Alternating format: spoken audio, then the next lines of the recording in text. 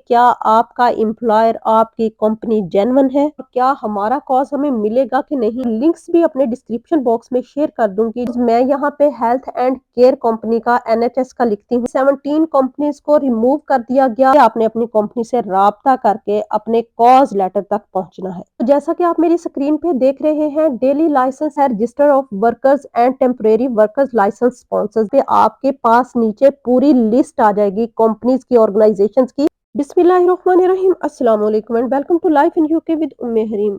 तो बहुत सारे लोग इस बात पे बहुत ही परेशान हैं कि कॉज डिले क्यों हो रहे हैं और कॉज डिले होने की रीजंस क्या है और क्या हमारा कॉज हमें मिलेगा कि नहीं, ऐसे और बहुत सारे क्वेश्चंस जो है वो उठते हैं।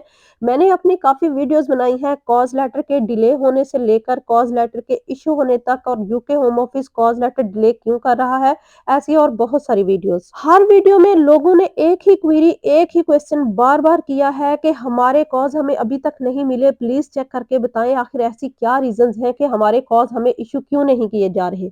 आज इसी मसले का हल लेकर आई हूँ मैं आपको इस व्लॉग में। मेरे व्लॉग के एक-एक पॉइंट को अच्छी तरह से देखिएगा ज़रूर। मैं इसमें आपको बताने वाली हूँ और वो लिंक्स भी अपने डिस्क्रिप्शन बॉक्स में शेयर कर दूँगी, जिससे आप पता लगा सकते हैं, जिससे आप चेक कर सकते हैं कि आपके कॉज़ डिले होने की आखिर रीज़न्स क्या हैं। तो जल्दी से मेरे चैनल को सब्सक्राइब कर लीजिए, वीडियो को शेयर और लाइक ज़रूर कीजिएगा। तो चलते हैं अपने टॉपिक की तरफ।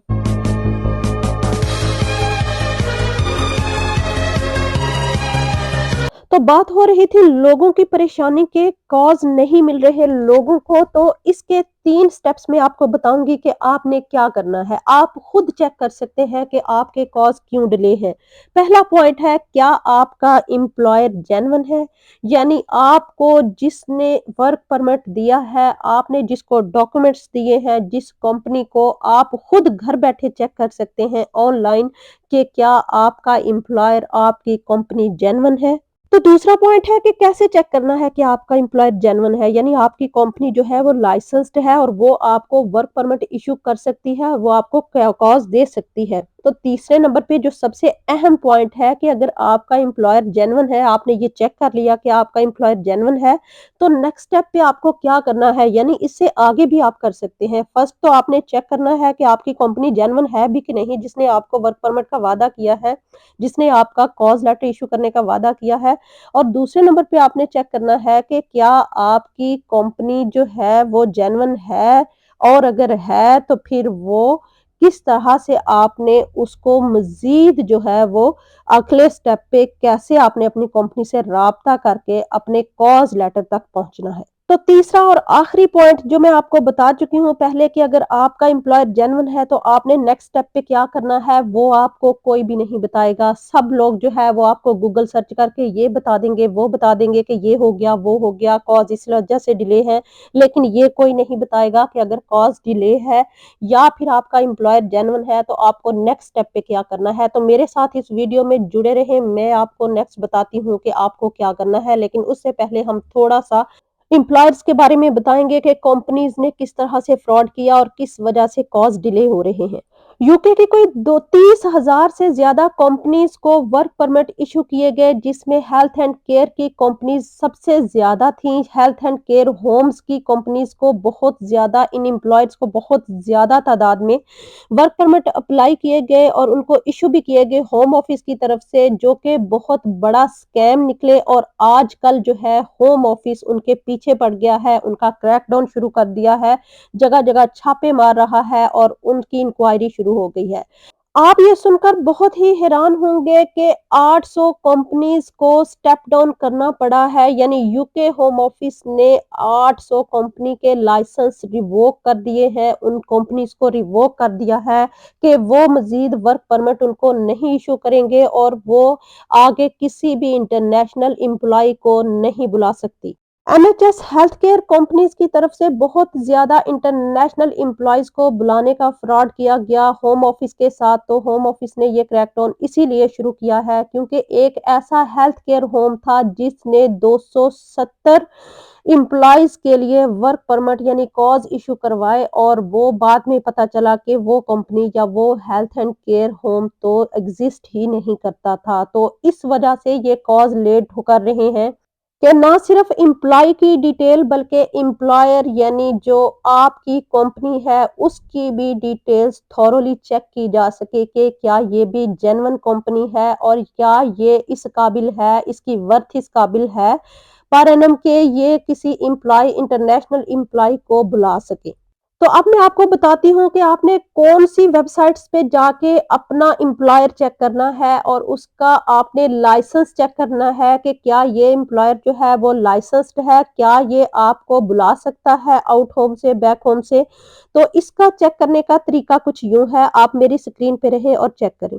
तो जैसा कि आप मेरी स्क्रीन पे देख रहे हैं, daily licence checker register of licence sponsors in UK. इसमें ये देखें आपके सामने ये 3 आपको ये कॉलम्स नज़र आ रहे हैं। पहला कॉलम है एडेड कंपनीज़ यानी जो कंपनीज़ ऐड की गई हैं जिनके पास लाइसेंस है कि वो बैक होम से यानी वो इंटरनेशनल वर्कर्स को बुला सकते हैं। दूसरे नंबर पे है अपडेटेड यानी इनको टेम्परेरी तौर पे सस्पेंड किया गया था और उसके बाद ये कंपनीज़ जो हैं इनको दोबारा से अपडेट कर दिया गया कि ये कंपनीज़ अभी तक ये अपने एम्प्लॉइज़ को इंटरनेशनल एम्प्लॉइज़ को बुला सकती हैं। तीसरे नंबर पे जो कॉलम है अगर आप मेरी स्क्रीन पे देख सकें तो ये रिमूव्ड कंपनीज शो कर रहा है। आपको नज़र आ रहा होगा कि 17 कंपनीज को रिमूव कर दिया गया और ये कंपनीज वो हैं जिनके कैंसल कर दिए गए हैं लाइसेंस। यानी अगर इनमें से किसी ने आपको कॉज़ दिया है या किसी का कॉज़ इन कंपनीज की तरफ से है तो उनके कॉज़ कैंसल हो चुके हैं जिसकी वजह से आपके कॉज़ का कोई रिप्लाई नहीं आ रहा।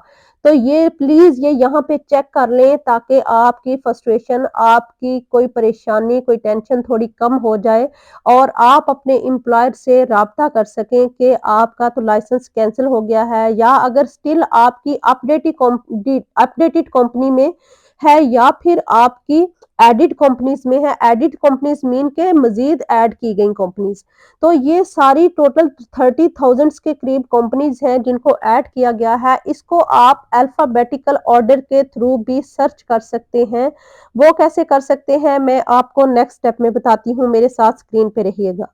तो ये 21st ऑफ फरवरी 2024 को ये अपडेट की गई है लिस्ट। तो इसमें आपको मैं दिखाती हूँ सर्च बाय कंपनी और बिज़नेस। जैसा कि आप मेरी स्क्रीन पे देख सकते हैं, ये नीचे सर्च का बटन है। यहाँ पे आप अपनी कंपनी का नाम लिखें, जिस कंपनी में आपने अप्लाई किया है अपना वर्क परमिट और आप उस कॉज़ का वेट कर रहे हैं होम ऑफिस की तरफ से।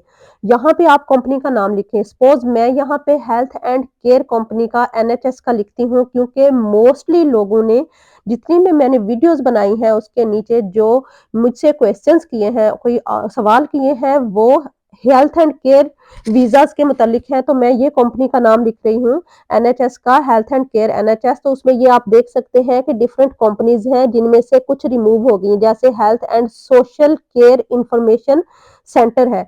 इसके अगर इस कंपनी का आपने किसी ने वीज़ा अप्लाई किया है तो वर्क परमिट अप्लाई किया है तो आप चेक कर लें ये रिवोक हो गई है। बाकी कुछ कंपनीज़ जो ग्रीन टिक है वो अभी कंपनी जो है वो उनके लाइसेंस जो है अभी हैं। मीन कि आप उनके अभी भी एम्प्लॉयी हैं, आप अप्लाई कर सकते हैं या अगर आपने किया हुआ है तो आप खुश हो जाएँ कि ये कंपनीज़ अभी भी यूके की लिस्ट में है कि ये आपको कॉज़ लेटर इश्यू कर सकती हैं और आपको वीज़ा मिल सकता है। अगर इनमें से किसी का कोई कॉज़ डिले है, तो वो आप उसका वेट करें, आपको उसका वीज़ा ज़रूर मिलेगा इंशाल्लाह। तो कोई भी कंपनी आप यहाँ पे सर्च कर सकते हैं, अपना एम्प्लॉयर यहाँ पे सर्च कर सकते हैं, जैसे एग्रीकल्चर या किसी भी दूसरे शोबे से रिलेटेड। तो ये है जी वो एक वेबसाइट, इसका लिंक मैं आपको डिस्क्रिप्शन बॉक्स में भी दे दूँगी। आप उसको डायरेक्ट क्लिक करके डिस्क्रिप्शन बॉक्स में जाएँ, डायरेक्ट क्लिक करें और उस पे आप जाके ये सर्च कर सकते हैं अपने एम्प्लॉयर को। तो अब आ जाते हैं दूसरी वेबसाइट, वो है जी यूके गवर्नमेंट की gov.uk की वेबसाइट। उस पे भी आप जाके ये कंपनी की डेट्स अपनी अपडेट चेक कर सकते हैं कि आपकी कंपनी जिससे आपने वीज़ा जिस पे आपने वर्क परमिट अप्लाई किया है वो अपडेटेड है यूके गवर्नमेंट की वेबसाइट पे। तो वहाँ पे भी डेली अपडेट होती है। तो आइए मैं आपको दिखाती हूँ। तो ये है जी यूके की वेबसाइट, डायरेक्ट गवर्नमेंट की वेबसाइट है। यहाँ पे आप लिखना है register of workers and temporary workers licence sponsors. जैसा कि आप मेरी स्क्रीन पे देख सकते हैं, यहाँ पे आपके पास नीचे पूरी लिस्ट आ जाएगी कंपनीज की, ऑर्गेनाइजेशंस की।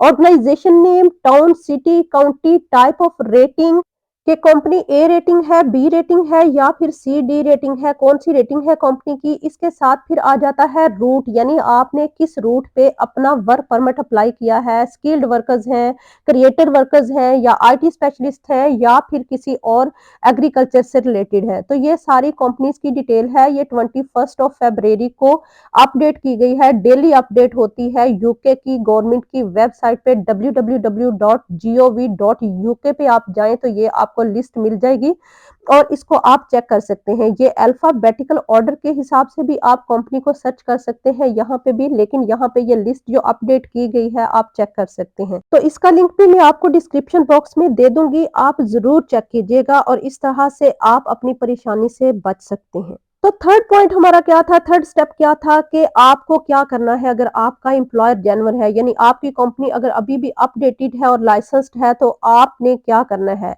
आप अपने एम्प्लॉयर से कांटेक्ट करें और उनसे कहें, अपने एम्प्लॉयर से कहें कि वो अपने लोकल एमपी को कांटेक्ट करें जिस काउंटी में यहाँ पे वो रहता है। जैसा कि आपने ऊपर देखा था कि काउंटी लिखी हुई है, यानी कि उसको कौन-सी कौंसल लगती है, उस कौंसल के एमपी से कॉन्टैक्ट करे कि मुझे होम ऑफिस जवाब नहीं दे रहा, इसका कि मैंने इतने महीने से कॉज़ लेटर इश्यू करवाने के लिए अप्लाई किया हुआ है अपने एम्प्लॉयी का और मुझे उसकी सख्त ज़रूरत है यहाँ पे ऑफिस में, तो मुझे उसका चाहिए, उसका रिप्लाई चाहिए। अभी तक होम ऑफिस की तरफ से कोई रिप्लाई नहीं आया। तो फिर ये एमपी की ज़िम्मेदारी बन जाती है कि वो होम ऑफिस को कॉन्टैक्ट करेगा और फिर 20 डेज़ के अंदर-अंदर एमपी ने आपको रिप्लाई, आपके एम्प्लॉयर का रिप्लाई करना होता है कि होम ऑफिस की आगे सर्च कहाँ तक पहुँची है। तो होम ऑफिस को भी ये 20 डेज़ में रिप्लाई करना पड़ेगा एमपी को, क्योंकि ये यहाँ का रूल है, लॉ है कि 20 डेज़ के अंदर-अंदर वो रिप्लाई करने का वो जिम्मेदार है, 20 डेज में रिप्लाई करने का पाबंद है। तो इस तरह से आप अपने कॉज़ डिले होने की वजह भी जान सकते हैं और इस तरह से आप अपने कॉज़ लेटर को इश्यू करवाने के लिए आगे स्टेप क्या लेना है वो भी कर सकते हैं और अपने एम्प्लॉयर से कह सकते हैं कि अपने लोकल एमपी से कॉन्टैक्ट करें। तो ये है जी मेरी आज की वीडियो, थोड़ी-सी लंबी हो गई है, हालाँकि मैं सिर्फ 8 टू 9 मिनट्स की बनाती हूँ, तो ये कोई 11-12 मिनट्स की बन गई है। दुआओं में मुझे याद रखिएगा और भी ऐसी बहुत सारी वीडियोस के लिए आप मेरा चैनल सब्सक्राइब कर लें ताकि हर नई इन्फॉर्मेशन जैसे ही अपडेट होती है यूके गवर्नमेंट की वेबसाइट पे इमिग्रेशन से रिलेटेड, तो मैं आपको फौरन पहुंचा सकूं अपने ब्लॉग के जरिए। तो तब तक के लिए मुझे दुआओं में याद रखिएगा, अपना बहुत सारा ख्याल रखिएगा। फी अमानिल्लाह।